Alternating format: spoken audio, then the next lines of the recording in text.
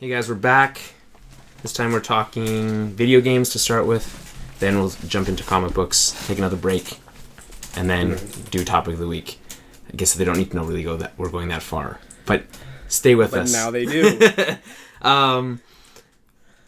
Madden NFL 25 isn't going to come to the Wii U, which is on its own not that big of a deal, but when you consider the fact that they had a whole bunch of exclusives that aren't exclusives anymore, they've got I guess another game that was going to be a Wii U game but isn't anymore is the Aliens game, but it's supposed to be really bad, which is not a big deal. It's not. It's just like more bad news for the Wii U. It just goes to show how little faith these companies have in that system. Yeah, I mean, right? Nintendo systems have always been first party powered. Without Nintendo games, no one would buy a Nintendo system because no one makes games for them. But no, the Madden games have usually been like most sports games have been, and now they aren't. You even had Wii. There was Wii games with Matt. Like they were weird, watered down versions. And because like the controls are so much different. Yeah, different, I mean, no, it wasn't just the controls. Like they literally looked more cartoonish and different. Yeah, the Wii wasn't as powerful as the systems. So if they keep not having games like this, and then Madden's huge. It's like people love Madden. Yep. And if these types of things keep happening, like there's just more like writing on the wall as far as what like. Yeah, that might be Nintendo's last system. Yeah. So we're talking. Speaking of Nintendo, we already talked about it a couple weeks ago that they're not doing their regular press event at E3. So they're doing a different during that same time block on a Tuesday morning at their booth inside the convention center. They're going to be doing two smaller events that are more geared towards hands-on games instead of just talking to the media, essentially. Which I guess will be fine. I mean, maybe it'll work differently. Maybe it'll be better. And maybe the other companies will do it. It really depends on what they have to show off, I guess. I'm still kind of skeptical as far as how that's going to work out. Yeah. Less than a month, or just over a month, I think, away now at E3. I don't know how much, like, that's going to be hectic for us, at least. Or at least, well, not really, but maybe for me. Trying to keep track of all the stories we want to talk about. The big ones are going to be the system announcements and then whatever. Yeah. Speaking of game announcements, Sony is teasing that they've got some big game announcements coming up in the next couple weeks. Prior to E3? Yes. I'm thinking there's a lot of rumor anyway that it's Gran Turismo 6. Yeah. I don't really care either way, but I mean, what else could it be? It's a Sony game. They've announced another Uncharted. That would be pretty sweet. I mean, when's Last of Us come out? We talked about this before, next and month, I forgot. I believe. Or June? I think so. Next month or the month after. But okay, so they're making this announcement obviously to try to steal some thunder from the next Xbox announcement, which is in like a couple weeks from now. Yeah. If you're gonna do that, you need something. You can't announce a couple Vita games and hope that's gonna like. Yeah, it's gonna be something big. Yeah, so if you want to do that, you gotta go, balls out. And Gran Turismo has always been a huge I mean that's for them. That's true. It's a franchise. Uncharted would be huge, but I feel like we would have known something about it ahead of time. Yeah, we would. Yeah, something like that. Like, I guess, but as an announcement, you really don't need to have a lot done already. Maybe. I mean, you assume that the other team that's not working on Last of Us, or the ones that's done working on Last of Us, is working on. Even then, like, else. how big of an announcement is that? We all know there's going to be another Uncharted for PS4. Like, they have to do that. There's no way they don't do that. It's not going to be that surprising when they announce it. I don't think there'd be another Uncharted for PS3. I doubt it. Yeah, probably not. Uncharted 4 on PlayStation 4. Yeah, you can't pass that up. And it'll look fantastic, and it'll be a great game, and all that stuff. And I just love Uncharted so much. Battlefield 3 Premium, which is like their Call of Duty Elite service, has earned $120 million. That's pretty big. I'm a contributor to that. I have Battlefield Premium. I did not.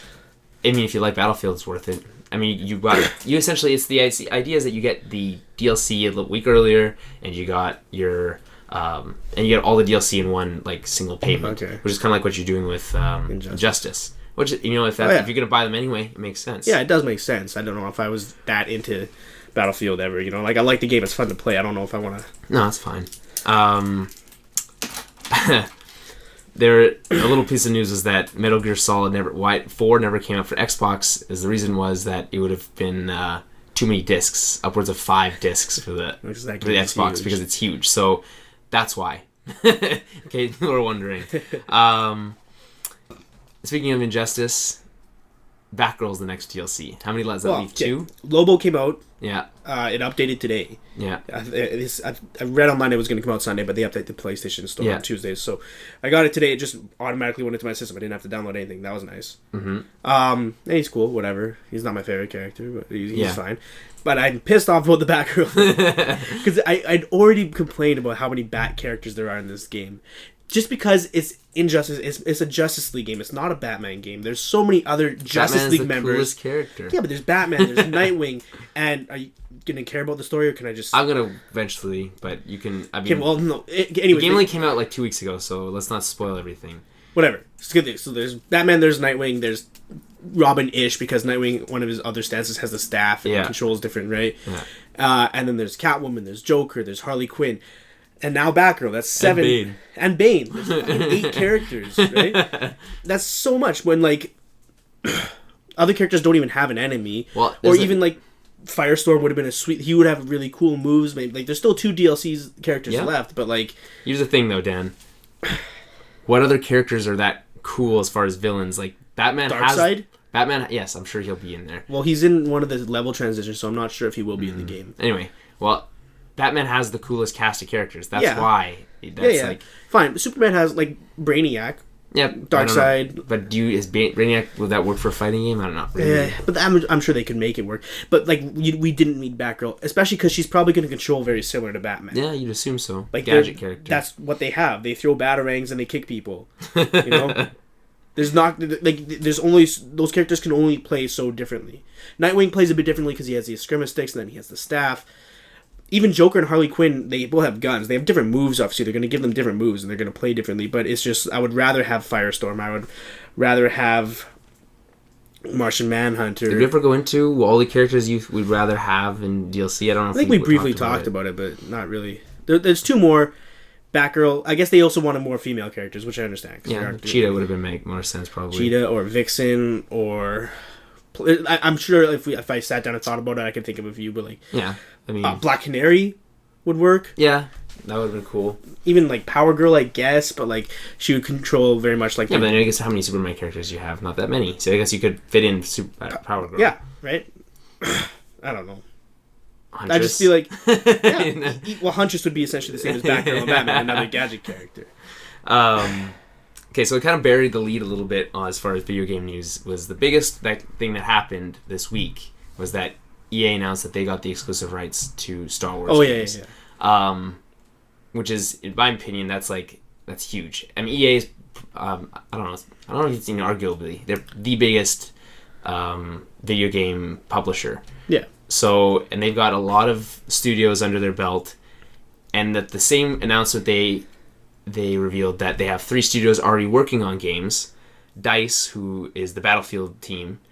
You've got BioWare, which is like Mass Effect, and they did Knights of the Old Republic, which are like some of my favorite video games. And Visceral, which has done Dead Space games, and more other stuff too, like the Simpsons game. They've done a bunch of other stuff. Yeah. But those 3 we know are working on games, and given their experience with those games, you can easily see. Okay, BioWare, another Knights of the Old Republic game, awesome. That's a great RPG.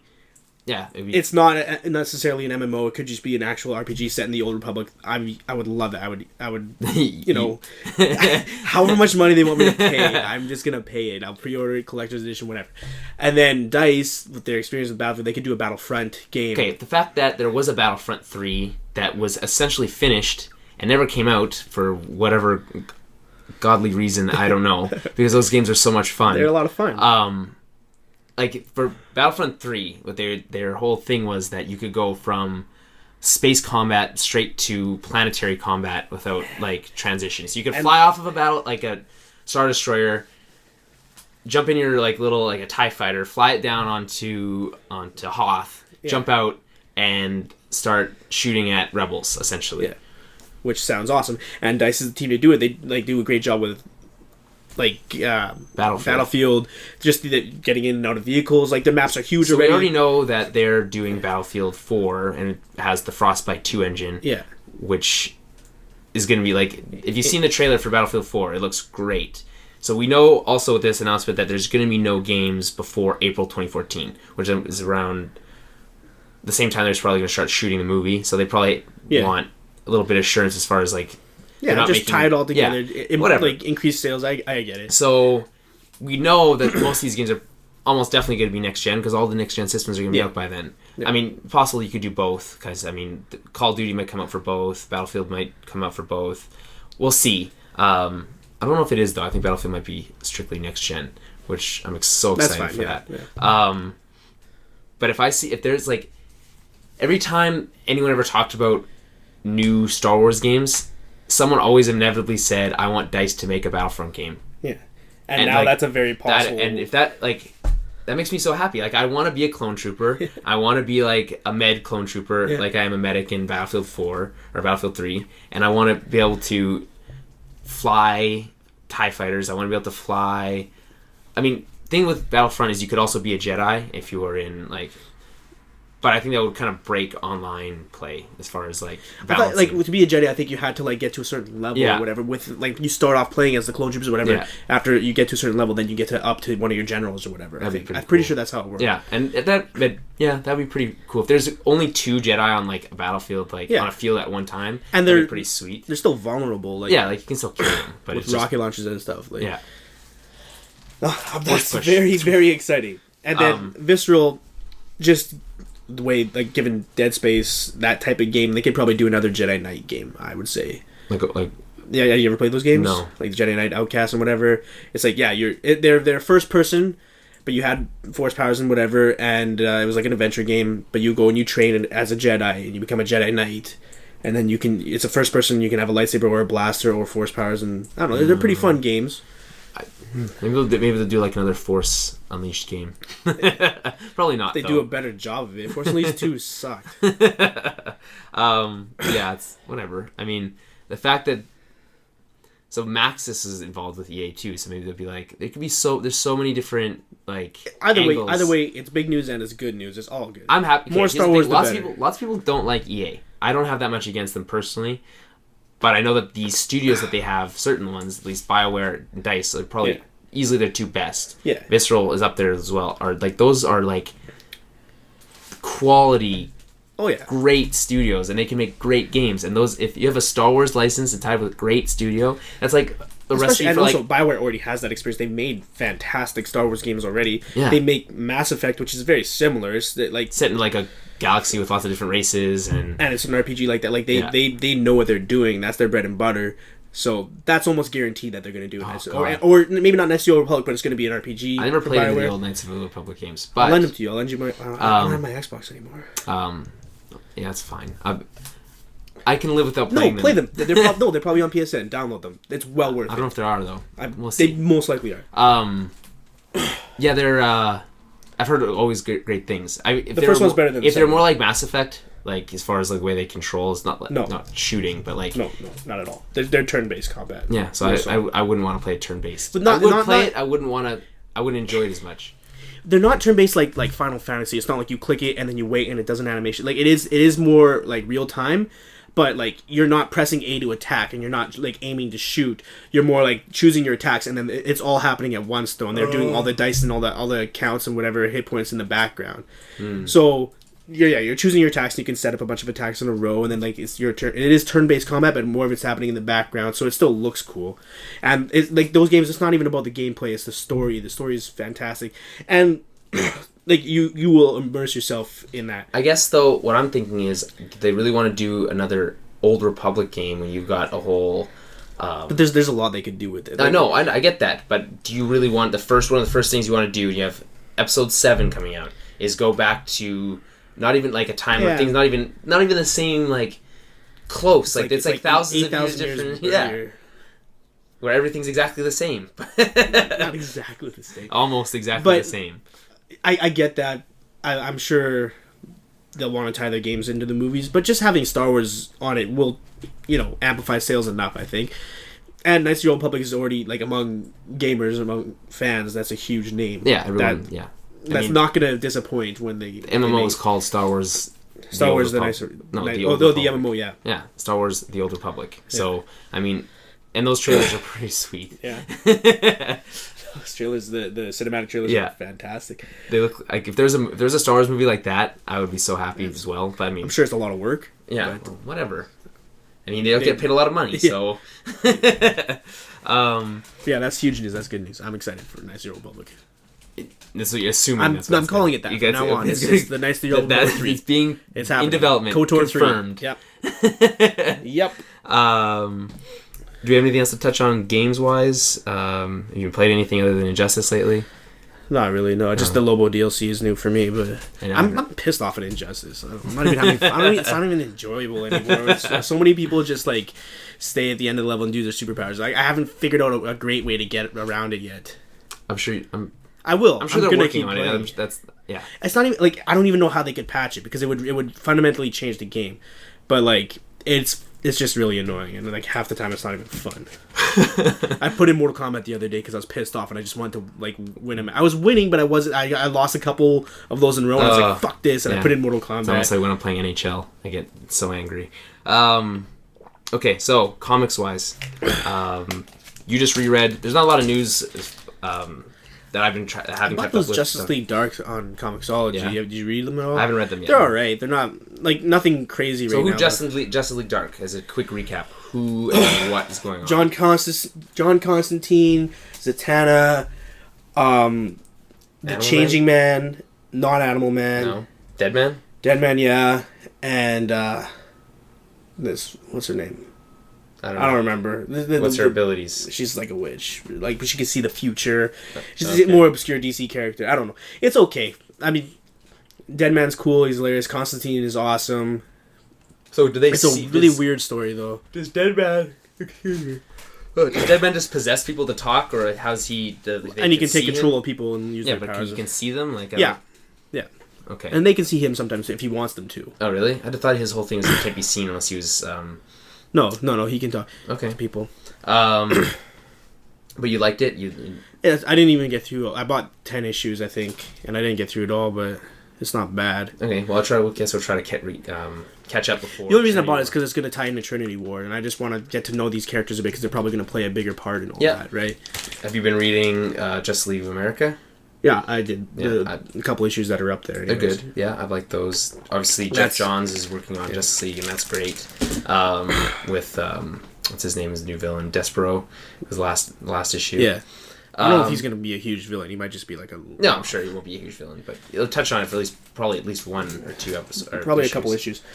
No, the other thing, I just reread House of M. And this ties into what we were saying in our other podcast about the movie with Scarlet Witch and Quicksilver. Also, it wasn't the same podcast earlier. Whatever. Just different part. Yeah, different section. Same. Yeah. Anyways, House of M is really about Scarlet Witch, and it's an Avengers / X-Men story. But it's at the point, like, it's after she was an Avenger. Her and Quicksilver were Avengers, and they spend their whole time as Avengers trying to distance themselves from Magneto, who is their crazy father and like mutant tyrant kind of deal. So they can't do any of that in the movie. But at this point in House of M, she's already kind of going crazy. She killed a bunch of Avengers. She killed Hawkeye, Vision, Ant-Man. I think that might be it. Right? And her powers, which is also going to be hard to do in the movie, her powers are reality-altering powers and hexes. Quantum physics. So, like, she can change the world around her and change other people's realities. So in House of M, she's going crazy, and she's convinced by Pietro Quicksilver to create a reality where everybody, all their friends, everybody has exactly what they wanted. You know, Magneto is this mutant leader, and everybody loves him. He has a family. Wolverine is the head of S.H.I.E.L.D. And, like, she creates this alternate reality, but then, like, she's not powerful enough, and some of them, you know, wise up to it, and there's this random little girl that has a power that she can show people their past life or whatever, right? And it turns out that this little girl was created by Scarlet Witch as well, blah, blah, blah, blah, okay. blah. But anyways, it's a really cool story. I like to think of it as a starting point, like if someone is new to comics. But then after rereading it, I don't think it really is, because there's a little bit of backstory, and it's really kind of convoluted. So there's a lot of stuff that leads up into it. There's like the thing is, like, of the ones that I have, I was gonna get my girl because she wants to get into this more. Like, she wants to learn about these characters and stuff like that. So I was gonna have her go House of M, Civil War, Secret Invasion, and Siege. So, like, big meaty stories.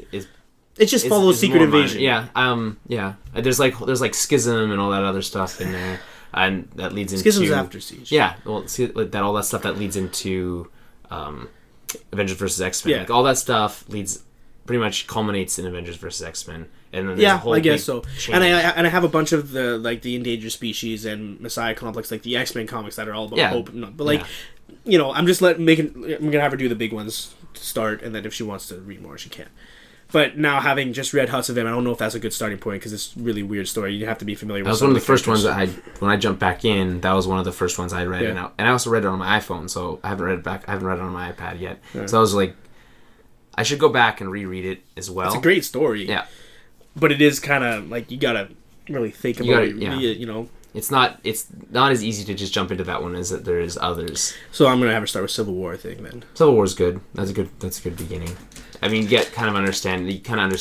It's better when you understand who they are, like as the characters. But you just need a basic understanding. You know who Captain America is. You know who they are, but especially after the movie. When you understand how they what they stand for and why they're doing the things they do, that whole series of Civil War becomes so much better. But it's impossible to just you pretty much just have to pick a spot and start. You have to jump somewhere. Well, it's easy to find that spot when you're talking about DC. Luckily.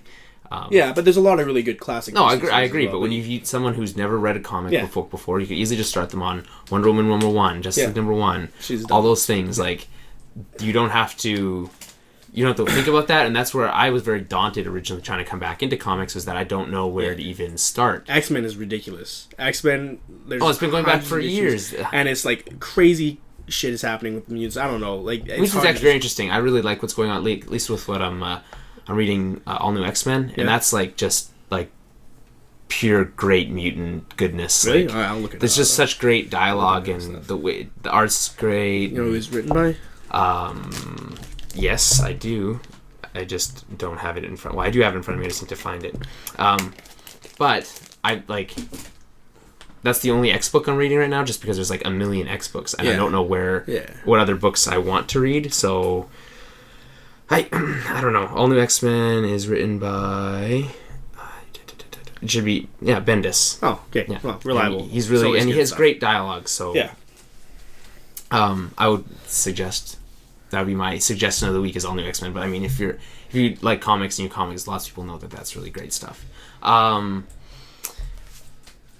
That's pretty much all we have to say about comics news.